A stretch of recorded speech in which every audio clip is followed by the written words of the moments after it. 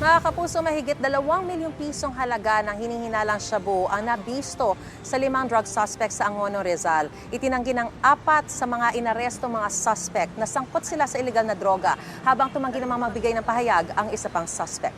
Nagbabalik sa kanyang unang balita, si EJ Gomez. Pasado alas 6 noong linggo sa Barangay San Isidro, Angono, Rizal, pinasok ng mga operatiba ang bahay na ito. Target nilang arestuhin ang 5 tulak umano ng illegal na droga. Kaya hindi dapat ang hindi magsalita. Kung ano man ang masasabihin, hindi pwedeng gamitin natin sa inyo dito sa coffee shopping, sa lahat ng dito sa coffee shop sa Pilipinas. 3 dito ay high-value individual and 2 personalities are street-level individual. Sa pagpasok ng 2025, ito yung pinakamalaking drug confiscation na nakandak ng Rizal Police Provincial Office. Na-recover mula sa mga sospek ang 11 pakete ng hinihinalang shabu. Tumitimbang ang mga ito ng humigit kumulang 400 gramo at nagkakahalaga ng mahigit 2.7 milyong piso. Base sa investigasyon, sa iba't ibang lugar sa Angono ang area of operation ng mga sospek. Ang kanilang supply, ibinebenta raw online at kaliwaan. Yung source ng illegal drugs is sa isang individual na taga-Angono rin.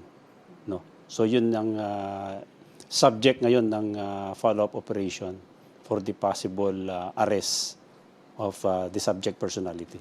Aminado raw sa krimen ang mga sospek na sina alias Onyok, alias Buboy, alias June, alias Robin at alias Gala ayon sa pulisya. They are amenable with the crime they committed. Yung previously na naapresto na yun, na hindi naman makatanggi. No?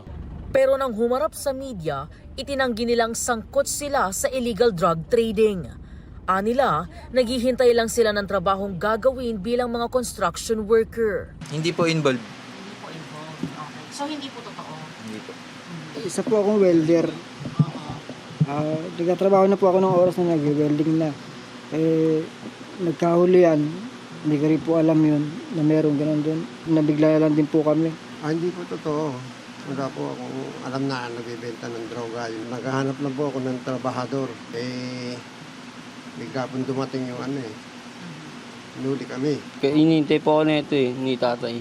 Kasi naghanap po silang labor. Magsisisil po sana kami ng tubig May dala pa akong tubo Tapos biglang nagkahulihan lang sila. Biglang dumating yung nanguhuli. Sabi naman ng babaeng sospek, no comment po. Sa hukuman na lang po ako magsasalita. nakukulong ang mga sospek sa Angono Municipal Police Station. Maharap sila sa reklamong paglabag sa Comprehensive Dangerous Drugs Act of 2002. Ito ang unang balita. EJ Gomez para sa GMA Integrated News. Gusto mo bang mauna sa mga balita? Mag-subscribe na sa GMA Integrated News sa YouTube at tumutok sa unang balita.